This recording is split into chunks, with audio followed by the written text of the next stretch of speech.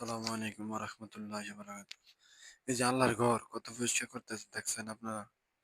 ভিডিওটা কি ভালো লাগে না? এই যে আল্লাহর ঘরে কত সুন্দর। আল্লাহর ঘর আল্লাহ তাআলা বলছে আল্লাহর ঘর যদি পরিষ্কার করে বা পরিচ্ছন্ন ঈমানের অঙ্গ। পরিচ্ছন্ন ঈমানের অঙ্গ। এই যে আল্লাহর ঘর কত সুন্দর করে পরিষ্কার করতেছে দেখেন আপনারা। এই যে এই যে পরিষ্কার পরিচ্ছন্ন ঈমানের অঙ্গ। পরিষ্কার করতেই হবে এই যে আল্লাহর ঘর দেখছেন কত খেজমত করা লাগে। এই যে আজকে জুমার দিন। আজকে জুমার দিন পরিষ্কার করতে হবে। কেন আমাকে সবসময় পরিষ্কার রাখতে হয়। দেখেন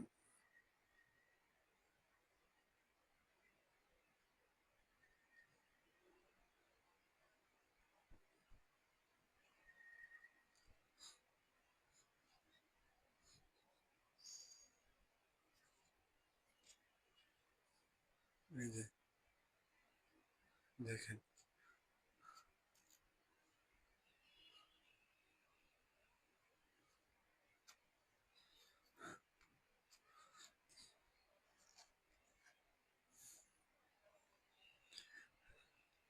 আল্লাহর ঘরের কত খেজমত করতে হয়।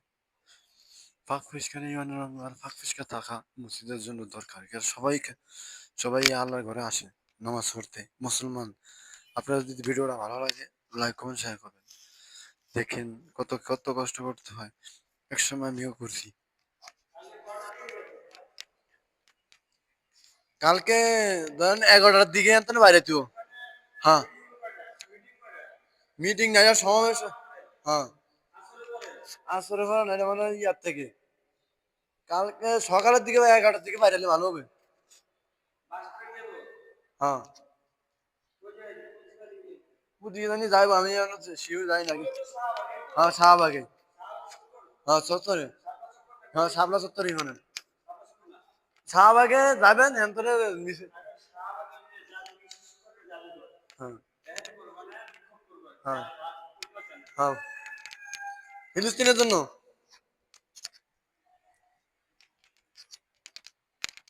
দেখেন কত কষ্ট।